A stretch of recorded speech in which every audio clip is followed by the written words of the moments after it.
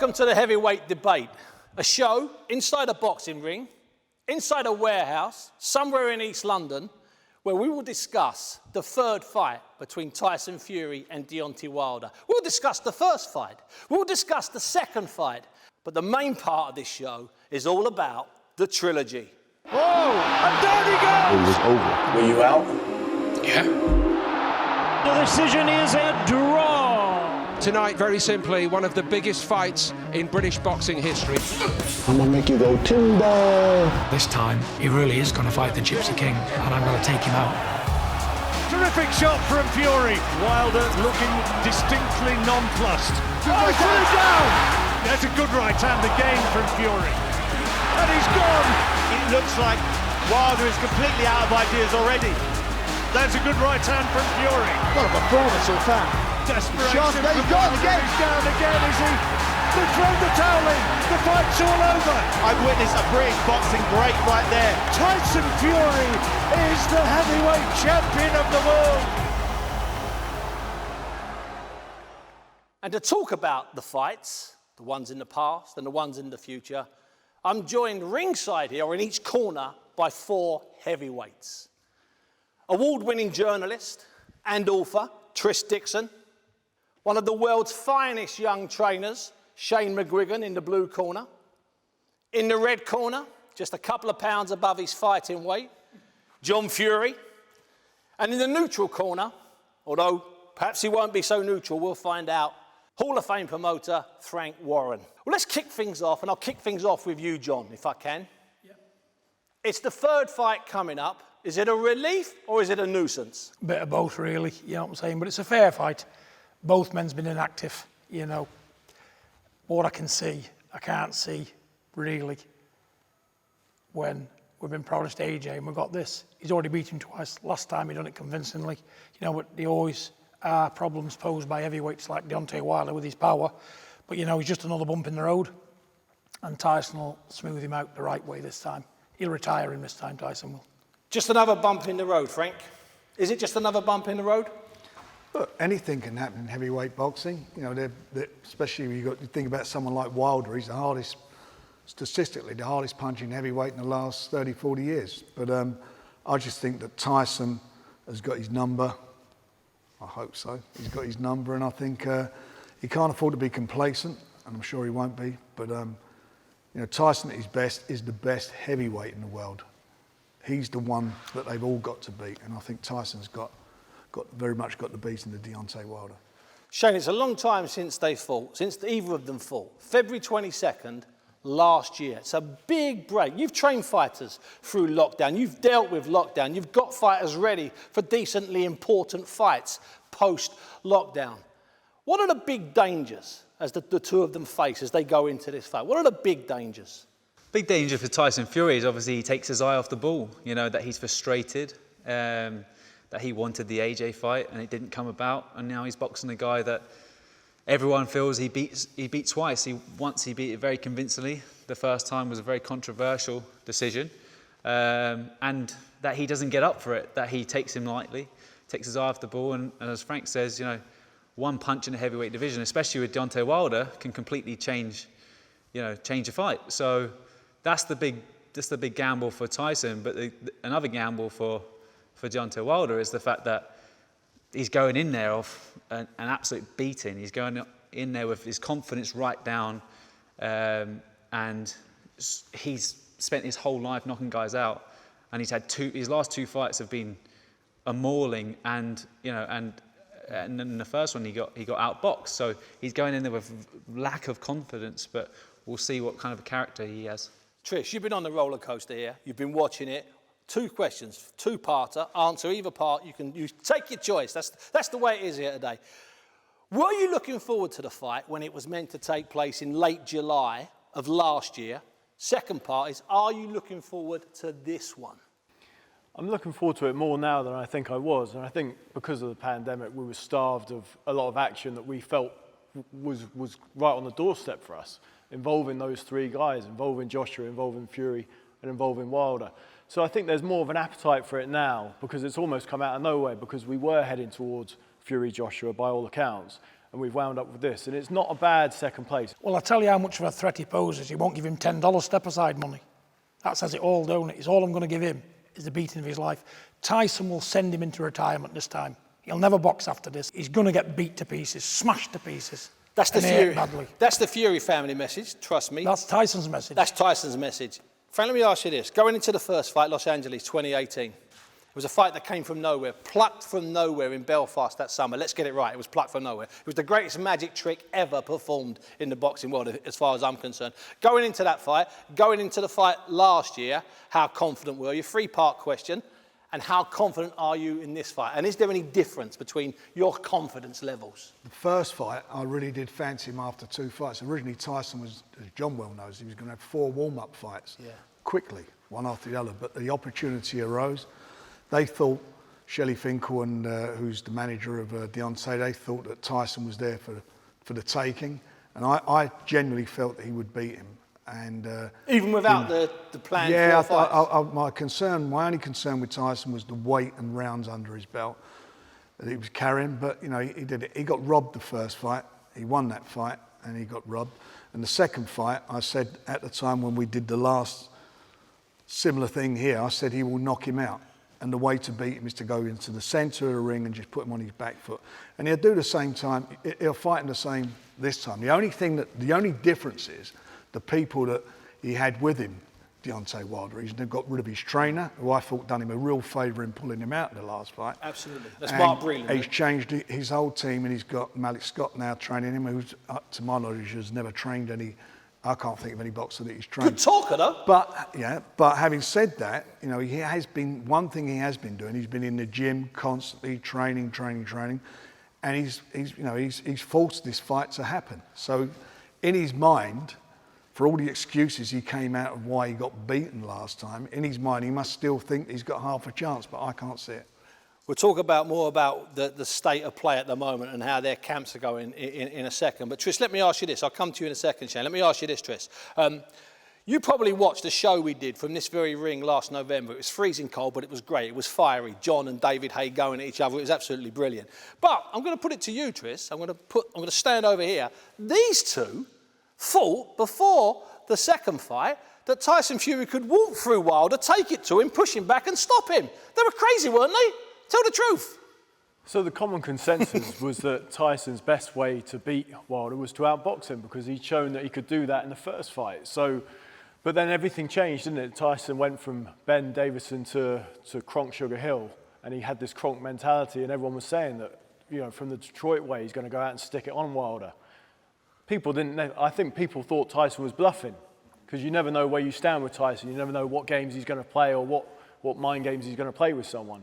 That's one of his big assets is his unpredictability. But he did what he said he was going to do, and he went and stuck it on him. And after maybe the first couple of minutes, you could tell it was only going to go one way because he'd established such a dominance in that first couple of minutes. I think if you look at Deontay Wilder, he's spent his whole career fighting guys that are smaller than him. He generates his power when he's coming over the top of the shot. And what Tyson Fury was doing in the first fight is he was stepping back and dipping. And that's obviously where he got nailed with that shot in the 12th round. Yeah. But there was enough after he got knocked down, when he got up. When he took it to him. He took it to him. He held his feet. We would call it in the gym, he big manned him. He just got over the top of him and just just completely belittled him. So you weren't surprised when he started the second fight? I didn't think he was going to do it. I thought he was going to bluff. but you know, he played the right game. He stood over him and he pushed him back. And someone like Deontay Wilder, he has to set his feet to let his hands go, and he throws in singles. So what Fury was doing is he was getting over the top of him, pushing him back, and as soon as he set his feet, he would drop back or he would come over the top of it, and it was a fantastic game plan. Now, he walked through Wilder. I'll stick with you, Shane, and I'm going to go to all three of you for the same question here. He walked through Wilder completely, smashed him up, took some shots, broke him and destroyed him and ruined him. Fury was magnificent, but was there something in you? Did you expect maybe a little bit more from Wilder, or didn't he have the chance, Shane? You take this one first. I think once he was pushed back and he was buzzed, I think it was hard for him to get his feet again. He could, he's not one of these guys that can get up on his toes and move around and kill the clock and regroup. Tyson was consistent with his pressure. If he'd have stood back and had a round off, Might have given him a chance. it could have let him get back into the fight. But he was consistent with his pressure, and he broke him down. And after the first or second round, I thought, this is going early. The one thing that we've all said, well, the two things we've all said is Wilder's got brilliant power, but he's also not the best boxer. And if anyone can stand up to that power, he can be outboxed. And so I think that's kind of, we were just waiting for that person, because so far through his career, the punch had always got him out of jail. Against Tyson, who's now proven he could beat him both ways by going in there toe-to-toe with him or trying to outbox him, although he didn't get the decision in that first fight. He's shown the public what we've known all along, really, that you can outbox him, and that style-wise, he's not Willie Pep, shall we say. But now that Tyson's shown that he can outfight him as well, and I think that's the real danger for Wilder psychologically, is how do you beat the guy that's in front of you? John, you predicted the fight. I mean, it was unbelievable. Your prediction around here and on the other round table we did in the build-up was spot on, even down to the round, even down to the minute, even down to the knockdowns. It was uncanny. I hope you had a nice few quid on it, because it was a good earner. Let me ask you, did you expect, I know you expected your son to win, I know you expected him to walk for him, but did you think that Wilder had a little bit more? Did you expect maybe a little bit more from Wilder? No, because he lost the fight before he got in the ring. Tyson beat him in the build-up to the fight. And when he finally got him in the ring, he executed the rest of the plan. Tyson's got too much for him, mentally and physically. And what Deontay Wilder lacks is mental strength, like they all do. Like all his current heavyweights now, they all lack that bit of mental strength. And without that mental strength, you're going to come unstuck. And Tyson's got bags of that. He's got it in abundance. And that's what sets him apart. You know, and Deontay Wilder this time, you know, how can two wrongs produce a champion? Deontay Wilder, he's all wrong now. Malik Scott's all wrong. Where are they going to get a win from? He got humiliated last time, let the whole of America down. Tyson smashed him to pieces. He's lucky to be boxing Tyson again for the third time. Only 4 people around Tyson, he wouldn't have even got the chance again. Because to be honest with you, he don't deserve it. After that last performance, I'm being honest, he don't deserve the fight. It should have been him and AJ. This man is just a bump in the road which is going to iron out and put him into retirement. And we've got the antidote for him, which I can't discuss on camera, because we're going to execute it on the night unless it's the end of Deontay Wilder. Shane, these two have been getting ready for fights. They've been preparing for fights. What are the dangers of that? You know, if you get ready, you get quite close to fight, and then you find out it's off. You've got to go away again for another month or two. And is there anything you've seen, in any of the footage you've seen, that alarms you or encourages you? Training a fighter obviously the fight keeps getting pushed back and delayed. That can sometimes, the fight can get stale. They can overspar and take their eye off the ball. I've seen some of the footage with Deontay Wilder and Malik Scott. The mad pad sessions. Yeah, he's 11 seconds long. He's trying to get in a fire of punches and combinations, but I just don't think it's going to suit Wilder. I think Wilder is a one-punch knockout artist, and he sort of loads up with big singles. I think if he's trying to fire 3, 4, 5 shots in combination, I just don't see it. He doesn't have the balance for it. Obviously, Tyson's. This is his second fight now with Sugar Hill, so he's going to be a little bit more settled to his style. And they've been together a long while. Sugar Hill was over in the UK for a while. Tyson's been over there for a long time. But I think, if they were to roll out of bed with no training, Tyson Fury will always be sharp because he's just been born fighting. Obviously, I know there's a big smile on John's face as you said because that. I didn't even need to look. He spent the whole time, he's learnt his craft through sparring. So I think there's a lot of work that needs to be done with Deontay Wilder, and I'm not sure this change of training and this new setup's gonna suit him well. I think the main thing is about Wilder, and sort of my observations are that yes, he's lost Jay Diaz and Mark Breland, but Malik Scott has always been in and around that camp, or he has been for years. He's always had a voice in that camp, so he's just been made head trainer. So I think he's got a promotion. Been moved up a couple of rungs. Exactly. And so, but like I said, he's always had a voice. So it's not like he's never, he's always sparred with Wilder and he's sort of always moved around with him. So it's not like there's been wholesale changes, which after that destruction from, last time Fury beat him, you would have imagined that there wouldn't be a couple of scapegoats, but it actually changed the whole lot. And also some of the training videos that you see that Wilder's put up, They're actually in his back garden. They're in his house. Or in a hotel lobby or in some other kind of mad location. So this isn't a guy who's gone away, you know, and got that sort of eye of the tiger back, who's gone back to sort of where he started or gone or tried to learn a lot of new things. This is a guy who seems to be very sort of comfortable in his setup at home, which is a palatial home, you know, a lovely mansion with his own boxing ring in the back and stuff. And he's got an old trainer in, or, you know, a guy that's been part of the camp for years. So instead of thinking that this is a guy who actually needs to sort of reinvent the wheel or do something completely different, I just don't see it. It just seems to be all very familiar. And Shane mentioned that word stale, and I think, you know, I said earlier with Tyson, if it's not broke, don't fix it. Well, this is clearly broke, and Tyson broke it last time. And for me, Wilder's not done enough to change the setup of the camp or to change the direction of the result. I can't see him turning him into a super boxer. I can't see him out jabbing Tyson. I can't see him out punching Tyson. I know he can punch, but Tyson took his shots. He can't take Tyson's. I don't think so. He's not got a better chin than Tyson, that's for sure. And I don't see how they're going to transform him at the age he's at into something different. But having said all that, anything, as I said earlier, can happen with this thing. You can't just take it for granted. One punch can change the whole fight altogether. We've seen all these pictures of him and these little videos of him training, but we haven't once seen who he's sparring. Now, if I was looking after him, I would have spent half his bloody purse to get Filip Hrgović in for sparring, because it's someone that's going to stand tall, push him back on the jab. And you're following the Klitschko pattern. Yeah, get the best guys in and you've spar got to with get them. the good quality in there. And like, we haven't seen one sparring partner that he's got in camp. So is he stepping out of his comfort zone?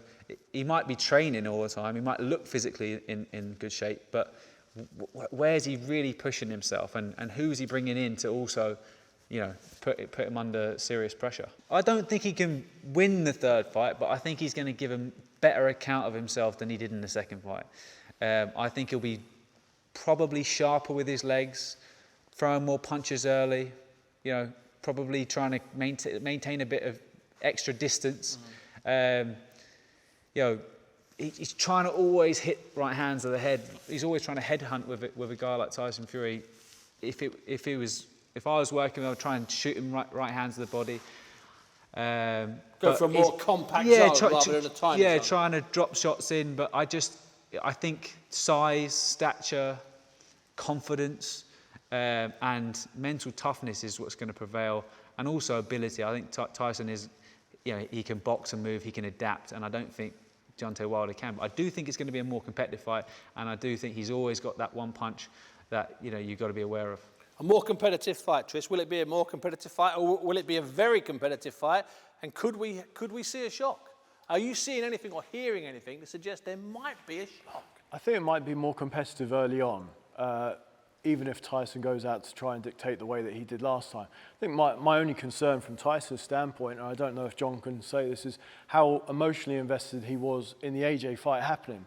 Because if you were thinking So if he's deflated, you mean? Exactly. So I wonder, you know, if you're looking forward to a fight, you're looking forward to mega bucks, and you're thinking you're going to be fighting in Saudi for the undisputed title, and then you've got to go over old ground again. And John said, you know, whether it's another bump in the road or not, it's still a hassle that you're not going to get what you thought you had. And so you know, it's a massive letdown for a fighter when you think you've got something up here and you've got to do this again. It becomes a real chore. And it becomes a real labour, and it makes training laborious, and it makes it all more of a job than more of an exciting vocation, proving that you're number one. So I don't know if John would agree with that, but that's my concern for Tyson, is that he does take his eye off the ball, and he's not training with that same intensity as he did when he had that hunger and that desire to prove he was number one. Now that the AJ fight's gone away, for the time being at least. It's not complacency or anything. He's just so confident, and I think that, you know, in his heart of hearts, he believes that he's the best heavyweight in the world. It's not bravado, it's not the usual stuff. He believes that, and he'll go out again and give a performance. I believe he'll give a performance and wants to give a performance to show that he's the best heavyweight in the world. Deontay Wilder, what problem he's got? He got embarrassed last time. He's under immense pressure from the Americans to do well, and I don't think he's very, very mentally strong. Now Tyson, getting in that ring to Tyson's like drinking a pint of Guinness. He does it every day. he'd rather have a boxing match than his breakfast, and the other man there's piling it, walking to the ring with the pressure on him. Is he going to suffer a meltdown, Wilder? I'd say he was. He might come out windmilling for 2 rounds, but Tyson can deal with that. He's expecting everything Deontay Wilder can throw at him because he knows there's no room for error. And every time Tyson steps in that ring to defend his WBC title or any other title he's had, this is it. This is what he needs to do. On clock, deal with it, on to the next move. And that's what you get with Tyson. Tyson's going to be around for the next 5 or 6 years. These people are not in his class. And he knows that in his mind. He's looking at Deontay Wilder, yeah. You've got rid of your A players, which was the Mark Breland. Yep. Done himself no justice there at all and got rid of him. He's bringing nothing to the table to worry Tyson at all. All Tyson's got to watch out for is a wild right hand. The rest of it we've got covered. And we've even got a different game plan than what we had last time. But we can't divulge that. But all you're going to see is people who like blood and snot everywhere and injuries, they're going to have a right night, believe me. Because he's going to get it proper. Buy a ticket, that's all I'm saying. I'm definitely going to buy mine early. Because I wouldn't miss it for the world. Because I want him to cop it. For what he's been saying about discrediting my son's achievements and all that. Move on. Deal with this bum. Because that's what he is, he's a bum. He's a one-trick pony, a big right hand. He's got nothing. He's got no bodily strength. Legs worse than mine. I got better legs myself at 55-year-old. So at the end of the day, he's got nothing to beat Tyson with. Only if Tyson goes to sleep on the job. And that's not happening. End of. Put your money on Tyson. I said it first. Let me ask you this, John. Tyson Fury takes care of Wilder. Tyson Fury beats Anthony Joshua if they fight in May of next year or sometime. Isn't there an idea that Tyson could do a Rocky Marciano? He's taken care of business, 33 years of age, 32 years of age, I'm off into the sunset. No, not Tyson. He's tried it. It's not for him. If Tyson tech boxing and train out of Tyson's life, he's got nothing left in it. Because nothing else makes him tick at all. He goes into a lull when he's not training and he's not got nothing to look forward to. But he can't fight when he's 50, John. I tell you what, he's doing a pretty good job of it. but he's got no miles on the clock. No, what I'm saying to you is... he could fight when he's 40. What I'm saying to you is, we know that's not going to happen. 44 years of age? I just think the best is yet to come out of Tyson in the next 3 years. I really do, honestly. You know, because his mind's right now. His mind wasn't 100% perfect right through his career, but it's perfect now. As good as you're going to get. And I just think the best thing, well, I haven't seen the best of him yet. Because I see stuff in the gym what I've not seen in the ring. And if he can take that stuff out the gym into the ring, forget these other fighters. Trist, it's the third fight. Deontay Wilder, Tyson Fury. Forget the way they come to the ring. Forget all of the craziness during the week. Ding, ding, what happens? What, so I've got to forget, like him coming to the ring Absolutely. in a giant 50-pound suit. Absolutely. And forget any skirmishes, any breakdowns. Forget that. What happens? Ding, ding. What, and Tyson's not allowed loaded gloves this time either? No, he's got bare knuckle. So... I think I can see a somewhat similar fight. It's going to be fascinating to see how it starts. If Wilder's going to come out and try and be bold, or if he's going to be very much on the back foot and try and get a foothold in the fight. I think ultimately it will be a matter of time, though, that Tyson does what he wants when he wants to do it, and he probably will stop Wilder, or Wilder might actually. It wouldn't surprise me if the towel comes in again, or he's stopped, or the referee stops it, and saves Wilder for his own good. By around about 7 or 8. 7 or 8.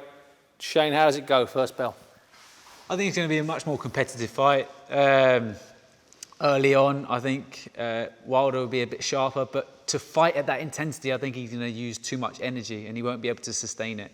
As we mentioned before, I don't think he's had the right sparring. He's been out of the ring for a long time. And I think when he goes, he's going to go quick. So I reckon it'll be a competitive fight for 5 or 6 rounds and then, around 7. Bingo. Frank, ding ding, first bell. I think Tyson will beat him very quickly. I think he'll stop him 3 or 4 rounds.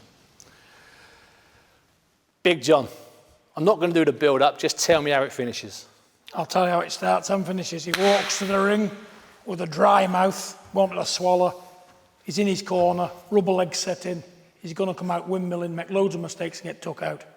And if he gets hit anywhere in a temple where he got it before, it could be serious. He's took some stick, Wilder. He must be short of money, and then he's going to realise he's had a bad trainer after about 2 rounds, because he's going to come out rubber legs, immense pressure. He's going to mentally dissolve like butter in front of a fire, and you're just going to see him get demolished and whooped badly. John, that is proper fighting talk. Trish Dixon, it's been a pleasure. Thank you. Shane, thank you for your time. Frank, thanks very much. Big John, it's always a pleasure. Thank you. That's the heavyweight debate. Deontay Wilder against Tyson Fury. Hey, you've heard what these guys say. Will they be right or will they be wrong? I know one thing. It's a great trilogy, and I love a heavyweight trilogy.